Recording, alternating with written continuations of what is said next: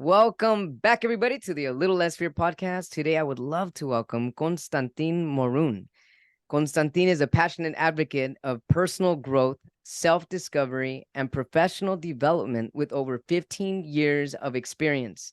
Through his journey from a fear-ridden man, hiding his authentic self to embracing vulnerability and authenticity, Constantin demonstrates that self-discovery can unlock the keys to personal and professional success. As a holistic life empowerment mentor and coach, he inspires and empowers individuals on their unique journeys towards growth and self-discovery through both his professional and personal life, as well as his podcast, Unleash Thyself. Welcome, Constantin, to A Little Less Fear podcast. Thank you, Dr. Leno. It's such a pleasure and an honor to be here talking with you and your audience. Absolutely. And I can't wait to be on your podcast, honestly. I really love our connection so far. Thank you so much for being here. So, Constantin, this is a personal growth podcast about people's journeys, and you've got an incredible mission here in life to inspire, empower, create positive change, unleash thyself podcast. What led you to where you are at today? And you can start wherever you'd like. Thank you, Dr. Leno. I guess we should start with how I grew up. I mean, most of us, if not all of us, have such unique and beautiful stories. Now, mine started in Eastern Europe. I was born in Romania, which at the time was a communist country. Now, mind you, it was a communist country for the first 7 years of my life. So I didn't really realize what it really meant. But it was a time of scarcity, of fear, of a very different way of living, which meant that most people couldn't really be their authentic selves, because there would be punishments, there would be people that would not be accepted, and many other things would happen in life. So, of course, I grew up in an environment that wasn't advocating for a growth mindset or for someone to be truly who they are meant to be, right? So I remember, for example, from my earlier years, that I wasn't necessarily allowed to show emotion. I wasn't allowed to cry, right? Boys pull their pants up. And I'm someone that's extremely emotional. So for me, growing up, and of course, later on in my life, it was very tough to try to always hide who I was. But I became very good at it.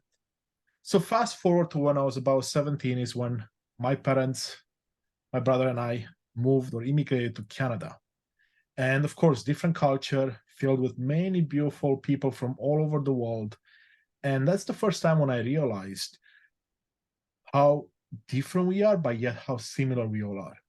Because even though I came from Eastern Europe and I had friends from Africa or Asia or other parts of the world, we all had similar struggles. We all had something that we were not happy with or not proud of. But at the end of the day, we could coexist, form relationships, and move on. So that's really where my journey started. But it wasn't until, again, we fast forward to my mid 30s, and I'm 40 right now, when I truly understood what a growth mindset is and how personal development should be approached. It's not that I was necessarily doing it completely wrong before, because I don't believe in right and wrong per se, or like black and white, but more like I wasn't doing it for me. I was doing it based on what everyone else was telling me to do. Yes. And when you do it based on how everyone is telling you how it should be done or what to do, there's like an uneasiness to the things that you're doing. It's almost like you're walking on eggshells, unsure, without full clarity. And that's because you're not really stepping into your full authentic power. So what happened after that?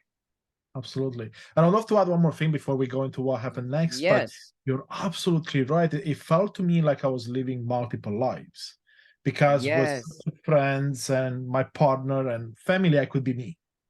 But then in my professional life, I couldn't necessarily bring the joyful Constantin. I couldn't bring all the jokes, and I couldn't bring my authentic self. And similarly to other friends in my life. And there was something that someone said a long time ago that really resonated with me. It's like we try to do things in life and do things in life to impress people we don't even like. And that happens in your professional life and it happens in your personal life all the time.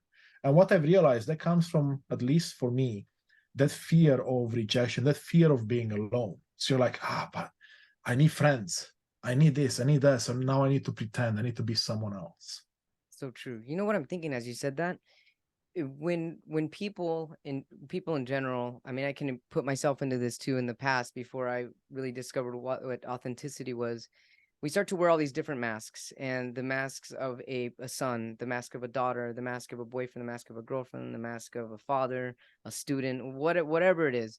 And when you're wearing all these different masks, these different identities, you start to lose that authenticity. It's like, and when you can actually find that authenticity, you can start taking off all these masks and all these different placements that you have been in, and that unleashes so much stress, and all these bricks off your back come off, and you're able to live more lightly. So yeah, it's really incredible. It's so far, your story's incredible. I'm glad that you are where you're at right now, and yeah, let's continue. So what happened after this? I couldn't agree more with you, Dr. Lino. And yes, so what happened after this is I actually joined Microsoft, big organization, about 6 years ago now.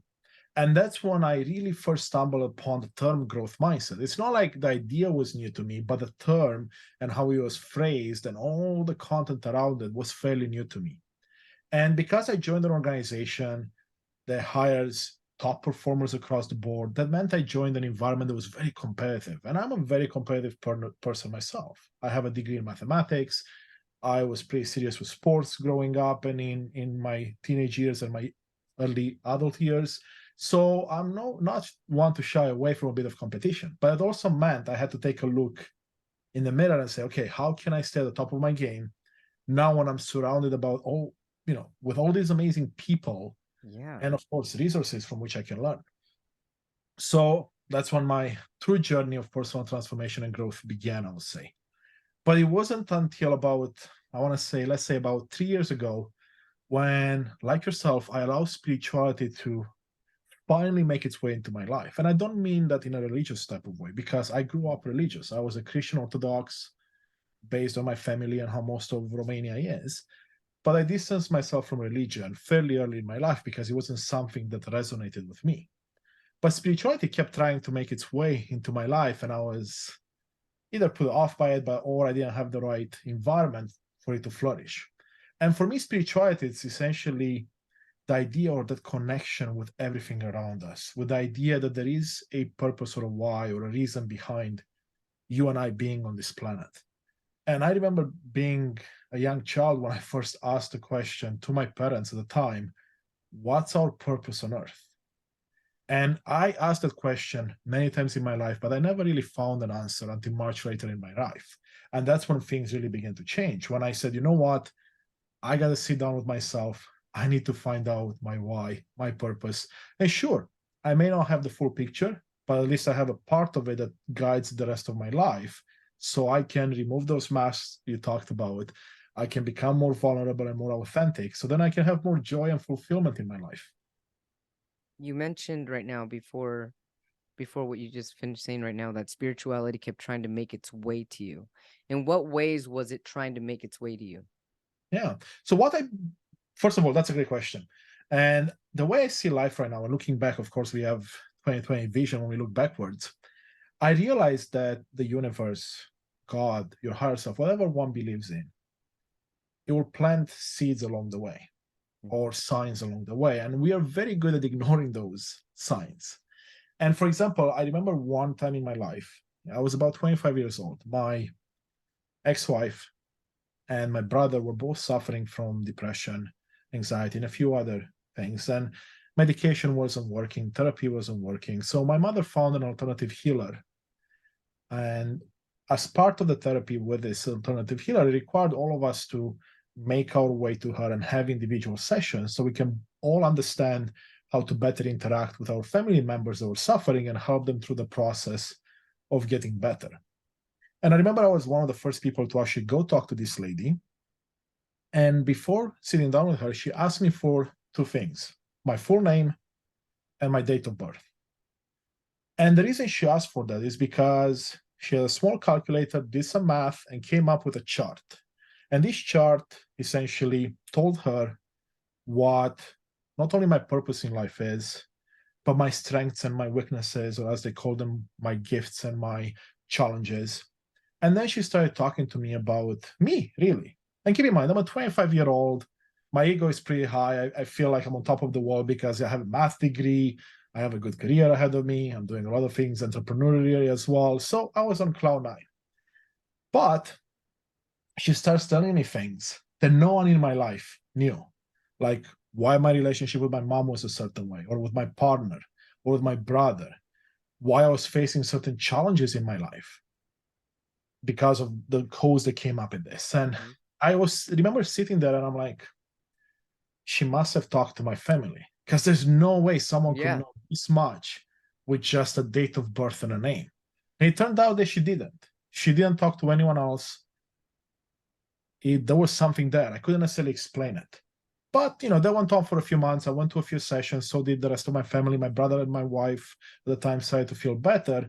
And because of the distance that we had to travel for it and the cost, we kind of drifted away from that. So I would say that was kind of like the big first moment when something was like, hey, you know what? There's more that you got to dig in. But of course, again, young and I have my mind on other things, and I didn't have the environment. So I didn't pay attention to it. So then when you got that, it was hard, it was difficult to continue to see this woman. And so you still had questions in your mind. Absolutely. What was that about? So how did you dig deeper to find out what that was all about? So if you fast forward about 10 years later, right, when I was about 35, 36, when I joined Microsoft, it was at the same time I was going through the separation from my ex. We parted on great terms. We're still best friends to this day. But both of us remembered that, hey, this lady knew a lot about us before, and we really didn't dig much into it. So we actually went back on our own. And at this time, she was doing virtual sessions, so it's much easier to communicate. And that was kind of like my first foray into actually trying to understand more about me and what's making me unique and why I have certain challenges and certain gifts and how I can foster more of those gifts and overcome some of those challenges. Hmm. And what did you discover? I discovered a lot, but again, that was 6 years. It took me about 3.5 years to really put everything in motion. So one of the things I discovered, which I knew from my earlier childhood, but I never really paid attention too much to it, is that one thing that motivates me and drives me is the idea of creating and bringing new ideas to the world, challenging the status quo. Not because I want to be a rebel, but because I want to look at old beliefs and say, hey, maybe it's time for us to consider something else. But also because I'm someone that loves to learn. And then as I learn, I love to share with others. But when I truly understood that was at the bottom of, let's say, my purpose, according to what she was doing, it allowed me to dig deeper and deeper and use methods that weren't spiritual in nature to really dig at my why.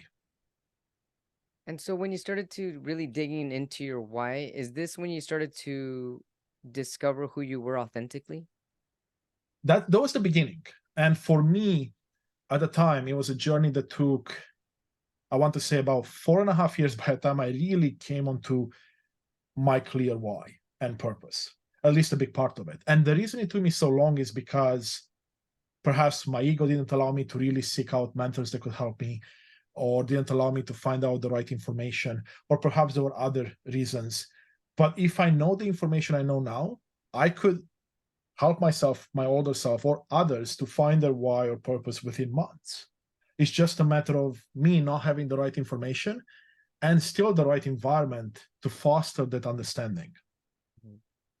And so you discovered your why and your purpose, correct? Yes. Is why and your purpose, are they different? I would say, like everything else, it depends. It Okay. depends on the person. So here's why. I mean, for me, I call it my purpose. And that has a spiritual connotation around it. And some people are not spiritual.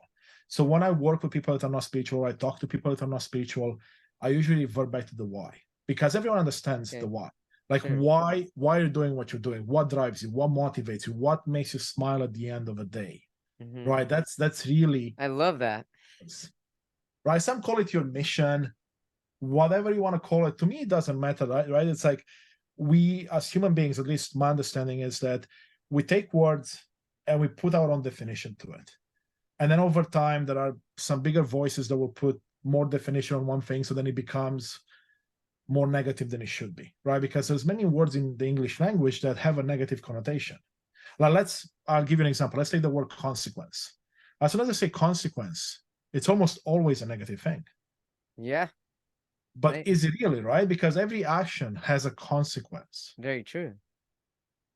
but it doesn't mean it's bad, right? And Yeah. funny enough, one of the parts I've learned in my journey through the growth mindset is that really everything that we deem to be negative or positive is just a label we apply to it based on our understanding of the world. Right. But nothing is really good or bad intrinsically, right? It just is. As in, like, let's take an example, water. You know, I have a glass of water in front of me here. Is water good or bad? What do you think, Dr. Leno? I love it. It's great. It's Oh, fantastic. awesome. It Okay. unites But us what all together. It's one consciousness. it does. Yeah. But what if, and this just happened actually recently where I live, what if the rain doesn't stop and it rains for like 3 days? You're going to have floods. Is water True. bad now? No, it's still not bad. Well, for some people it is, right? Yeah. Unfortunately, I have some friends that lost, their basement, and they were cursing and they were not happy with the outcome. And they labeled water, oh, this water is so terrible for me. But again, it goes back to our perception, right? And whoever is in whatever scenario. So that's why when you ask me the question, right, with the purpose, the why, again, it's like whatever you want to make of it. If for you, why it resonates, use it. Purpose, perfect. And that's why I like to be as open as I can to all of these, because at the end of the day, it doesn't matter the skin of your, the color of your skin, your background, your religion, where you live. We can all help each other be better at what we do. So if it's just a matter of changing the words or how we talk, then so be it. It's absolutely definitely changing the way that we talk and the words that we use and the feelings that we give these words, because all feelings are going to create emotion and momentum, and all your Yes, thoughts and your feelings are together, they're one. And thoughts are basically your belief system. So it's really you people need to really be careful about what they're thinking, because it's creating a blueprint in your life. yes, And then yeah, it could be detrimental or it could be very positive and beautiful. When you said about consequences, that they can be good or bad, because every circumstance has a consequence, correct? Every action has a consequence. yes. There's something that comes out of it, right? Yeah, exactly. So I've heard that every action has a reaction, and I feel that's my way of changing the word consequence from every action, because consequence can come across negatively, It but does. again, it depends on how you define a consequence. Exactly. And the way I use it as well is every action has an outcome. The outcome can be Yeah. favorable or unfavorable, right? And then of course I go with consequence, like I said, reaction. But even reaction can have a negative connotation, right? Like if you That's talk to me, true. you'll be like, hey, Constantine, you had this reaction towards Right. me. Immediately my brain goes, ooh, what did I do? Yeah, right. That's so true. So, let's talk a little bit more about life purpose, because I feel like I actually struggle with this. Sometimes I feel like I have multiple life purposes, and I can feel that if this is true for me, it's true for a lot of other people. How do you help people hone in on a life purpose if they feel like I have so many things, I'm so purposeful, and there's so many things that I'm good at, there's so many things that I want to do, but I can't really hone in on what's the one thing that's going to help me be the most authentic, that's going to help me shine bright and feel like I'm in alignment with who I am and what I'm supposed to be doing in this life. Love that question, Dr. Lino. Let me ask you this. Should Yeah. you have just one purpose? Should it be just one? No, I don't think so. I mean, for some people, it won't be. For me, not one purpose either. There might be an overarching theme, and then from Yes. there you have sub purposes, let's say, or sub whys. Right. And it's funny because when I finally honed in on what I thought my purpose was, so this was 2022, mid 2022, so about a year and a half ago now, I was like, oh, this is my life's purpose. And I put it in a box. And I wasn't very fluid with it. I wasn't allowing it to just be. I was putting boxes around it, and I was putting my own interpretation of it and expectations around it. And it took me another 6 months or so of doing work to realize that, wait a second, as you evolve as a human being, so does your purpose, so does your why. You get Right. to understand it better. Some of it True. might not even show up in your life until much later, because like anything else in life, there are stages, right? So if I want to become an amazing, let's say, soccer player, because I love soccer, well, I can't really jump into playing a game without learning how to pass the ball. or how to do any of the basic elements of the game. Same thing I see with purpose or your why and everything else. So if you came to me and said, okay, I have these 6 things that I believe to be part of my purpose. Well, together we would find out to see, okay, is there a theme there that we're overlooking? I love Is that. there something that gives you more joy and fulfillment in that list? Mm-hmm. Now, for example, a big passion of mine, as I mentioned, was soccer. Another one was computer games. But also, I also remember that the big one for me has been around helping people. Like I like to learn new things and then teach people. And I realized that was actually, even though all the 3 things I mentioned were big in my life throughout my entire life, the one that brought me the most joy and fulfillment at a soul level, at the heart level, was the helping of the people. Sure, soccer brought me lots of joy and fulfillment, but once I left the field, it was back to the status quo, back to what was normal, even though in that moment I felt so passionate. Now, that doesn't mean you can combine them. So for me, how do I combine them? Well, I coach soccer. I play soccer. I mentor people that want to become better at whatever they're doing. So that's how I'm combining different things. Same with computer games and other elements that I'm passionate about. And I'll end on that and I'll pass it back to you. Always try to, I should say, I always encourage people to look at it as, okay, passion versus something that really drives you. Because we have many passions in life, most of us. Yeah. But there's very few things that actually drive us. Right. So passion versus something that actually drives you. What if there are several passions that drive you? How do you hone in on the most driven passion if you feel kind of conflicted with them? So the way I would phrase it, and I would ask you back, that's a great question. I love that. And I love that we're going deep here. For a lack of a better approach that I have found, it's like, let's look at Western medicine. I go to a doctor, I have a problem, right? The first thing they do to make it better for you is they prescribe you some medication to treat what? The symptoms most of the time. And then if you're lucky, you have a really good doctor, they'll do tests and they'll try to find out the cause of it, right? What's at the bottom of it? Now, when we look at purpose very similarly, it's like or passions, like you said, it's you have multiple passions, right?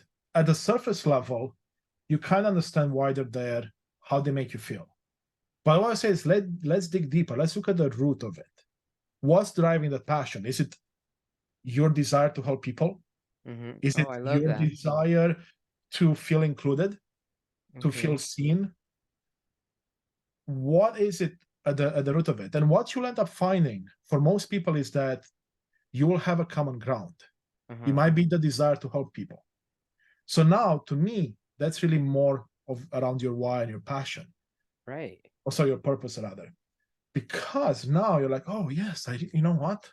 I like doing those because I like helping people, but also because I like to give back, or maybe I like to be seen.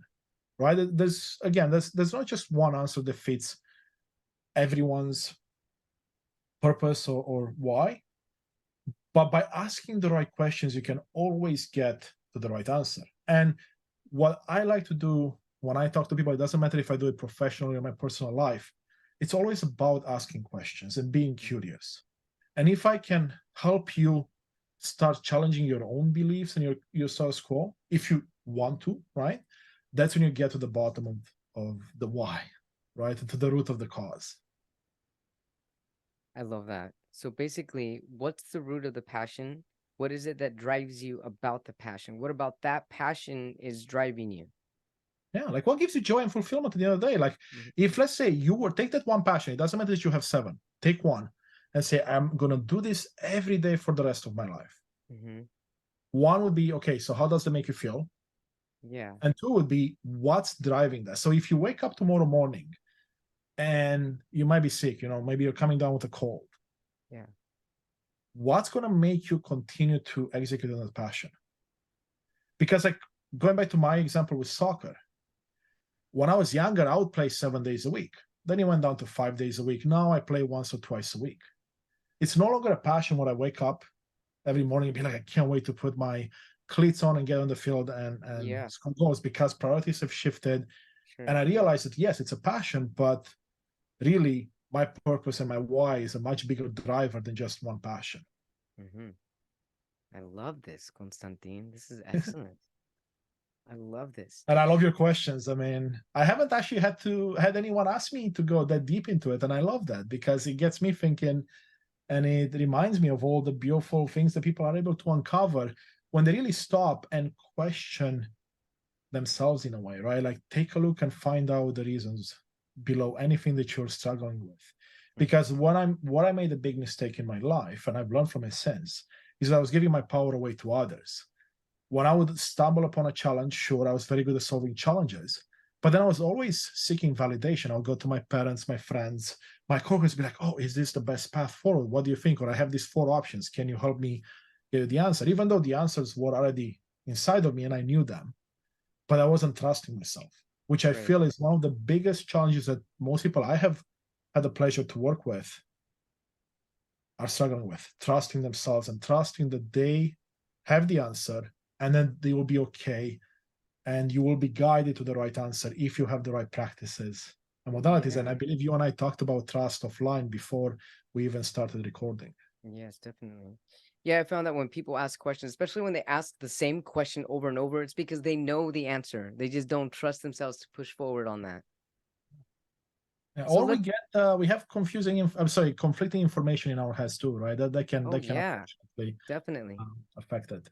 Yeah, I mean, the way we were brought up, exactly, parents, outside influences, social media. I mean, it's really easy Yes, for people to get clouded in their own personal judgment from there on. absolutely, exactly.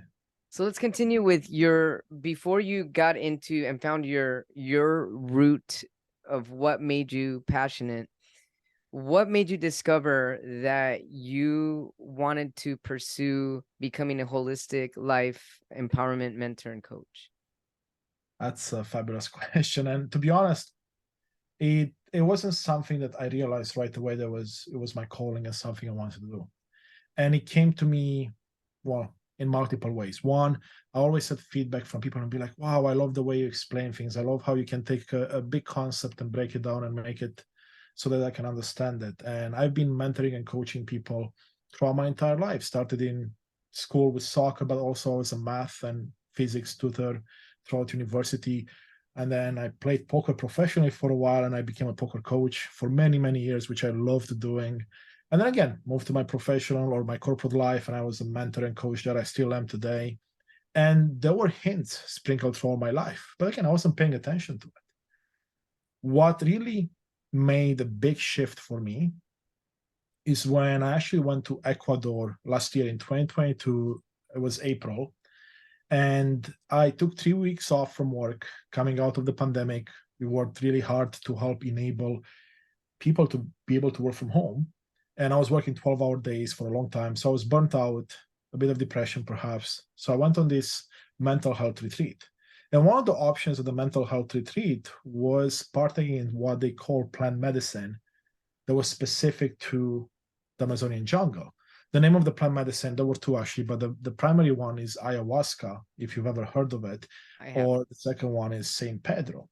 And I'm someone that hasn't been drunk in my life and hasn't done any drugs, right? So for me to take a plant medicine, I was a bit skeptical, but I had an open Mhm. mind. So I said, you know what, I'll go down, see what it's about, and if I feel comfortable, I'll try it. And let me tell you, that was transformational. I was there for 12 days. But what was transformational wasn't just the plant medicine, it was the environment, because we were up in the Andes Mountains in the middle of nature. The people there That were sounds all beautiful. very, oh, it's amazing. If you could ever just visit Ecuador or any parts of South America, just gorgeous, gorgeous. And anyway, I got to see with people that were on various journeys in their life, right? Blue collar, white collar workers, people that were just volunteering there, the shamans, and the connection that you could feel between people, even from day one, before any medicine was administered, just like nothing I've ever seen before. And then started to transition or challenge my belief system because I have a mathematical background, it's an analytical background. And I'm like, okay, so science can prove this, but how can this be real? And Mhm. I kept having my belief challenged the entire 12 days. And what I've seen on the medicine, amazing stuff. But what I've seen in the other people in the transformation, like for example, one of my dear friends, I still talk to her often, even though she lives across the continent. She just came out of the ICU with COVID, almost died like 4 times. She could barely walk. She would have to talk slowly. She came to this retreat. I remember sitting with her or walking with her towards the end of the line, so to speak, because she had a hard time going up and down. And by day 7, I think it's day 7 or 8, she was playing soccer with us on the field, as if she had nothing done in her life. And she was closing in on 50, coming out of the ICU not long ago. And I'm like, how is that possible? I mean, I saw her with my own eyes that she could barely walk and she could barely do things, yet now we're playing soccer. Yeah. And she's doing better than people, 20 years younger. I'm like, okay, Yeah, right. there's something there. And I've seen a lot more transformations similar to that, but all of them unique. But what was the transformation? What was the secret for that transformation? It was the plant medicine and all the healing that the plant medicine allows you to do. Oh my goodness. So that was it. That was like we had 5 ceremonies. Now, before I saw the transformation, she only had 2 or 3 ceremonies, and they involve a lot of work with the shamans. You take the medicine. There's a lot. Think of it as a combination of prayer and meditation, I want to say. And of course, when I did it, it was the first time I did anything like that. I thought that the plant medicine was the answer to everything. And I was like, wow, I can't wait to tell people about this. Then I realized that anything else, it's a tool that will work for some and may not work for others. It's a tool that should be used by some and definitely shouldn't be used by others. Right. And that's definitely something that people should do their homework on. I mean, I did thousands of hours of research. I'm happy to chat with anyone interested. But what I came to realize that you can achieve what, for example, plant medicine did for that lady or for me through meditation, through breath work, through many other modalities. And you and I, Dr. Lina, were talking before we went live about your journey through meditation and the healing you've been able to go through, right? And it's no different. It's just that the universe has given us so many methods for us to use to get to the answer. But sometimes the way we grow up, society doesn't necessarily want us to figure it out. It's actually easy. You just meditate and problems go away. No, it can't be that easy. And of course, our brains sometimes are like, nah, that sounds too good to be true. Right. Constantin, well, what did you discover about yourself, though, when you were in South America with ayahuasca? Oh, my gosh. So, I mean, I discovered a lot of things. First of all, I discovered that I knew nothing. Like about how everything works, like the universe, the world, because the things I've seen through my own journey, but also the journey of others, challenged my entire belief system. So that allowed my already fairly open mind to be even more open. So when I came back, that's when the transformation really begins. I want to emphasize this big time because yes, I saw a lot of things. I had visions, I had beautiful journeys, but really the transformation or the work begins after. And when I came back, I was again on cloud 9. I thought I changed so much internally, and I'm like, oh, I can't wait to implement all these things and tell people and change people. And then, of course, no one else was on a journey. I was gone for 3 weeks, but no one else was, right? And I kind of hit my head against the wall with many things. And I, unfortunately, at the time, but fortunately looking backwards, I fell into a pretty massive depression for about 7 months because I was struggling with the integration component. I was struggling with, now, how do I interact with all these people in my life that I no longer necessarily feel a connection, because I felt true connection with these people. And an example would be, so from the retreat, there were about 30 people in total. I stay in close touch a year and a half later with at least 10 to 15 of them. And at least 5 of them I consider very close friends. Now, these are people that I've only spent at most 12 days with, some only 7 days. Meanwhile, I've been where I am right now in Halifax, Nova Scotia for 6 years. And I do not have one friend or person I know that I have that close of a connection as I do with the people that I've spent only 7 or 12 days with. That's incredible. So, of course, that's what challenged my beliefs back then and sent me down this rabbit hole. But during this depressive state is when I actually had a lot of time to sit with myself. And there was the missing link for me. Because as you and I were talking earlier, I was really good at looking externally, like consuming the latest podcasts and the latest videos and reading the latest books and talking to the best mentors. But I never gave myself time to do any of the work. or really dig into the work and look inwards. And by sitting with myself, emotions come up. Oh yeah. Emotions that I wasn't very good at processing before, because I grew up what I did. I wasn't allowed to feel emotions and to work with them. And nobody showed me how I can do that, right? It's not something they teach you in school. Your family doesn't know either, right? Like most people don't know how to do that. So it wasn't until I sat down with my emotions and put in the work that I discovered my why, my purpose. And that it was around fall of last year. So about a year ago, when I really put in the work, took everything I've learned, figured out my why and purpose. And from there, I put it in motion. And part of it, like for me, when it comes to, okay, what's my why and purpose?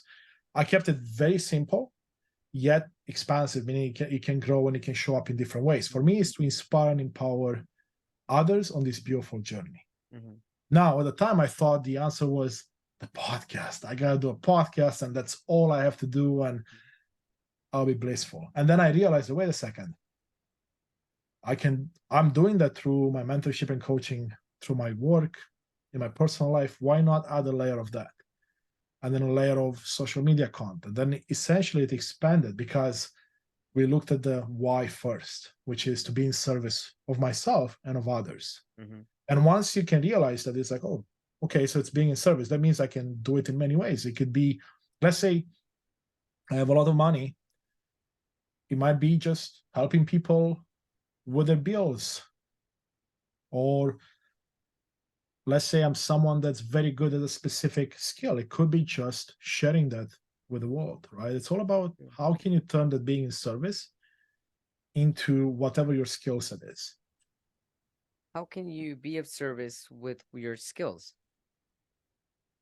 Well, for example, I look at you, Dr. Leno.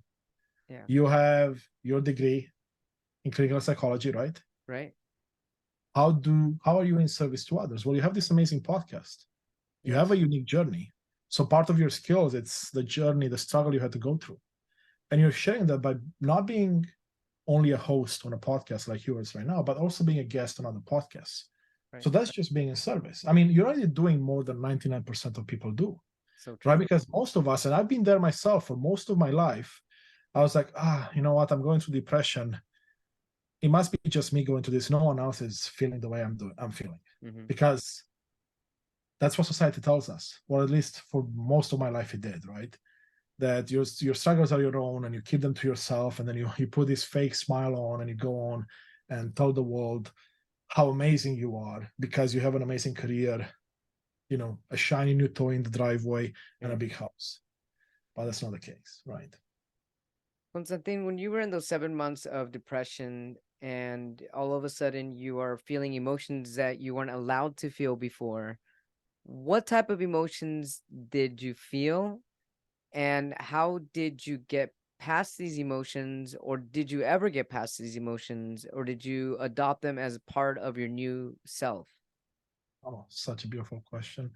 I would say all of the above. I mean, there are emotions I'm still going through right now. There are still many. I like to look at it as an onion, right? So as I'm peeling layers, as I get deeper and deeper, there's more to uncover. Sure, some may get healed faster than others, but there are emotions like anger and resentment and even hatred to some of the things I did in my life, like towards myself. And what I've realized is the biggest emotions that we hold, at least for me and some of the people I work with, is emotions towards myself. And then that mirrors out into my life. Absolutely. So if I react to something my partner does, it's likely because a part of me feels wounded, as I like to call it now, my inner child. And then it reacts, it responds because there's something I haven't met within myself. And something I've done for the last, I'm looking at the calendar here, for the last 6 months or so, is work with a hypnotherapist to really dig deep into the subconscious mind.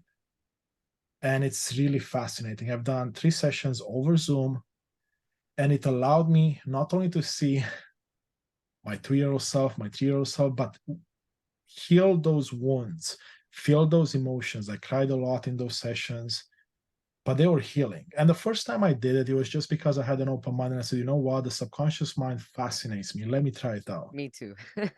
Right? And it was like I did plant medicine, I did a bunch of other things, but the hypnotherapy session was in the top 3, if not top 2 experiences of my life. because I got to heal a lot. And even though, I felt drained because it was 2 hours long after the fact, I saw results pretty much the next day, which is what really blew my mind again. Because here I am working on, let's say, my reactivity with my partner specifically for the last 2 years. And I made maybe, 20% progress because sometimes my subconscious kicks in before I can even become aware of it. Oh yeah. And now I did this work with this lady for 2 hours, and like 90% of my triggers are gone. 90% of my reactions are gone. Now I'm going up the stairs and I'm like, I should be triggered about it, but I'm not.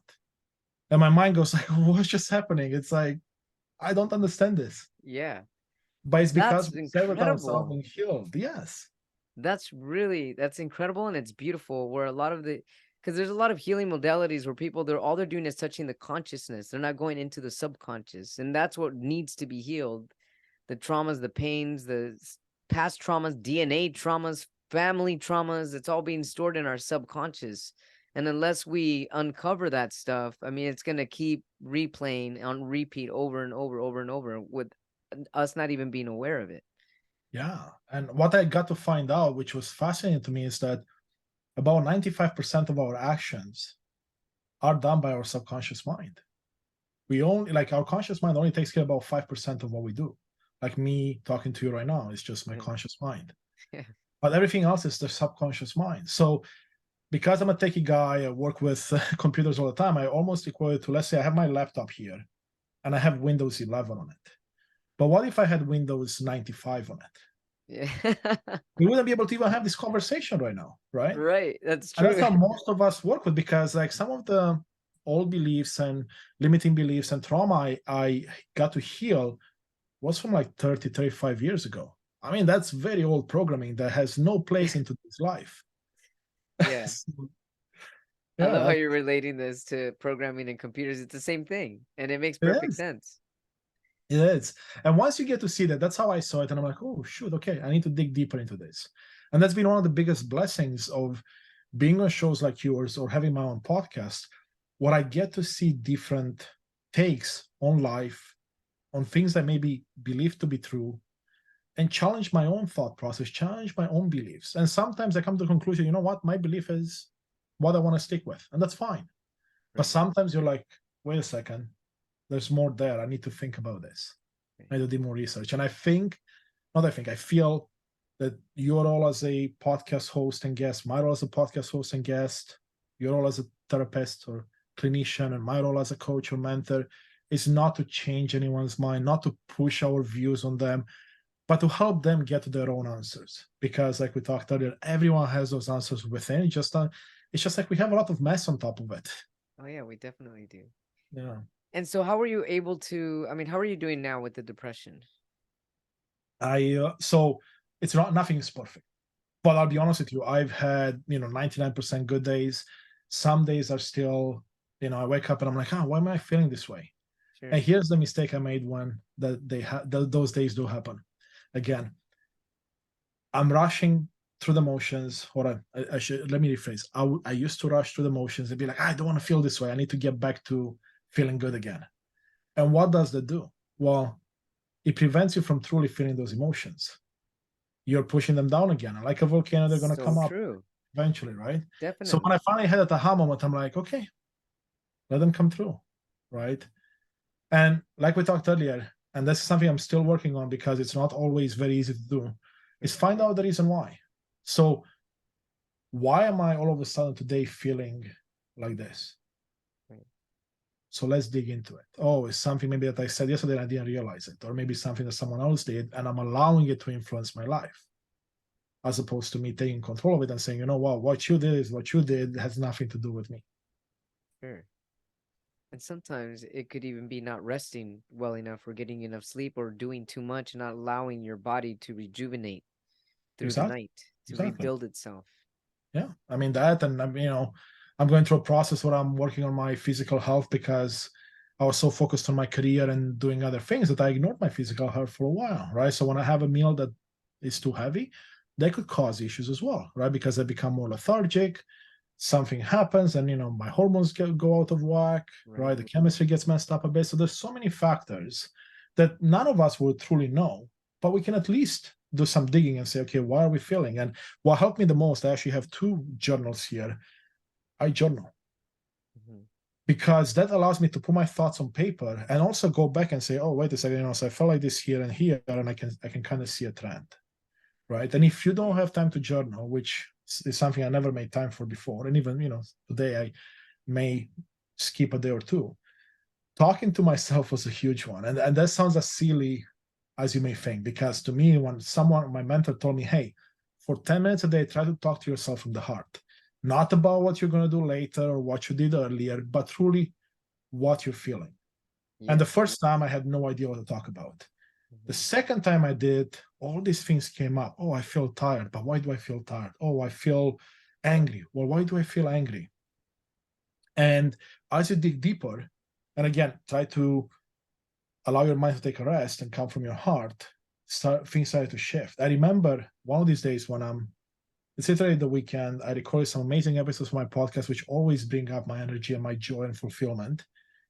But then the next day I was feeling down for whatever reason. I couldn't figure it out. So I remember sitting on the couch for the first time in like 3 months, and I'm like, I'm not feeling great. And I remember the practice that my mentor told me. So I said, you know what? I'm going to come downstairs, sit in my chair, and I'm going to just talk to myself. And I did that for about 12 minutes. And when I was done doing that, I felt so much better. It's like a different person from 12 minutes before. And I remember like just sitting in my chair and be like, what's going on again? This doesn't make any sense. All I did was just talk to myself. But what I did in that moment is allow those emotions to come up. I allowed them to be felt. And also I looked for some of the potential reasons. And now my mind and my heart got more in alignment. And yeah, was it perfect? Was I feeling, like 100%? No, but it was like 90%. It was close enough for me. I have to admit that sometimes I have issues with myself, allowing myself to feel certain emotions. Because my thing is, I'm afraid it's all fear, of course, a little less fear here, right? But some of my fears are, if I allow myself to feel angry or upset or sad, I'm afraid that it's gonna go into like this cycle and I won't be able to stop. And I'll gain this momentum, and then I'll get sad, then I'll get depressed. But it's like, hold up a minute, let's just let it out. And as soon as I let it out, within an hour, I'm laughing and smiling again. It's like, I just needed to let it out. Quite literally, it's just trapped in my body. It's trapped energy. And if you can release that energy, you're going to allow your heart to start beating again and blooming and smiling. And it's really incredible the way that works, actually. Wow, you hit the nail on the head. Absolutely. I mean, they say emotions are energy in motion. It's exactly what it is. But if you stop your energy from coming out, from emotions from coming out, then what's going to happen? You're stopping that energy movement. And like you said, it's all about releasing that energy, ideally in a way that doesn't impact the rest of the people and environment in a negative way, right? Because like, for example, me, I would allow those energy bursts sometimes to come out in a less than ideal way by maybe raising my voice, being sarcastic, hurting people, right? And that's one way energy will find its way to get out, right? Because like a volcano, you're suppressing everything, and then eventually it's going to have to come out. There's no other way. Exactly. Yeah. That's why it's important to practice healthy, constructive ways in releasing these energies, so that it doesn't come out in all other ways, like you said, sarcastic or being a punk to someone by accident. I didn't mean to, it's trapped energy within me, and recognizing that. So let's talk about your podcast, Constantin. Oh, yes, the podcast. So, Unleash Thyself. I love that title. How did you come up with the title, and when did you start podcasting, and why did you start podcasting? Thank you. I mean, let's start with the why first. We'll give the title in a second, because the why came first. So I remember I was actually on a long road trip with a dear friend of mine, and we were talking about an alternative healer that has been able over like 25 years to help people heal anything from fibromyalgia to cancers to like pretty serious illnesses. And in that process, learn more and more about themselves. And this healer is someone that both her and I knew, because it was the same practice that we went to when we were 25, and then later when we were 35. And I'm like, as we're talking about this, and I'm challenging some of the things that she's saying, and she's giving me good reasons behind it, I had this light bulb moment, and I remember myself driving. At the same time I was driving, I would see myself in third person, having a heart-to-heart conversation with this individual, and then having the world listen and bringing out this knowledge to the world, because I couldn't fathom the fact that even though someone claims to have those gifts, has only really helped about 1,000 or so people, or let's say, even 10,000 people, when there's billions of people that could use their help. So then the idea formed where, okay, what if I interview amazing individuals that have been able to find out their why, of course, and overcome something in their life, and then are willing to share that with others, so that maybe someone else in the audience can pick up something and feel inspired, feel empowered, Right. maybe find something they can apply in their life. Sure. That's why, like, when you shared your story at the beginning, I'm like, okay, this is someone I want to bring. Because, I mean, I've learned a few things from you right in those couple of minutes that we talked. Can we imagine after we have a full 1 hour conversation or more, Oh, yeah. what other people can relate with and say, you know what? If Dr. Lino can do that, I can do whatever I'm going through myself. Exactly. Oh, and that's why I love podcasting. I love inspiring people, as I know your story is going to inspire someone, and if it's better one than none, I always say. Exactly, right? And it's like, and that was the why, and the why it started, right? And that was like back when I was going up and down through my depression. Now the title didn't come to me until much later. I want to say maybe February of this year, and I was struggling to come up with a name. And I was trying to use my tagline, which is learn, grow, love together. That's kind of my tagline on the show. And I'm like, you know what? I can't come up with a name. I'm going to use my tagline. And a very good friend of mine, he challenged me on it and said, hey, that's not going to be something that people can just search in Google and it's going to come up as your podcast. You need to find a unique name. Mm-hmm. And gave me good perspective. And I sat in meditation for a day. Nothing came up really good. And I remember this one night, I was laying in bed, about to fall asleep. And that's when the name came to me. And I remember grabbing my phone and quick, I'm like, oh, is this name available? Is anyone else using it? I'm like, no, it's available. The website is available, unleashthyself.com. I'm like, okay, this must be it. So that's how the name came about. So for me, I get amazing ideas when I'm in solitude, when I'm in silence. And I find that many people are very similar, but we don't give ourselves enough time to be with our own thoughts, Right. with ourselves, really. Exactly. That's beautiful. Yeah. Constantin Morun here on A Little Less Fear podcast, talking about his incredible mission to inspire, empower, create positive change, Unleash Thyself podcast. He's a holistic empowerment mentor coach. Thank you so much for being on my podcast. How can our viewers, our watchers, and our listeners find you and your podcast? Thank you, Dr. Lena. It's been such a pleasure to chat with you. Now, if you want to find me, the podcast Unleash Thyself is available on YouTube and all the major podcasting platforms, or at unleashthyself.com. You can find us on TikTok and Instagram, where we post content daily. Again, the idea is to inspire and empower you on this beautiful journey. If you want to connect with me specifically, LinkedIn at Constantin Morun, best way, or send me an email, Constantin@unleashthyself.com. And my name, Constantin, is with a C, and it does not have an E at the end. So it's just as easy as that. Send me a message. Would love to talk to anyone that wants to chat. Incredible. I love your energy. I love that we're connected now, and we're definitely keeping in touch, and I can't wait to be on your podcast. Thanks so much for being on mine. Wishing you and your loved ones incredible wisdom, light, and a beautiful life. Thank you, and likewise to you, and thank you to the audience for listening in. Absolutely. It's been a pleasure. Thank you, Constantin. Thank you, Dr. Lino. Take care. Bye-bye.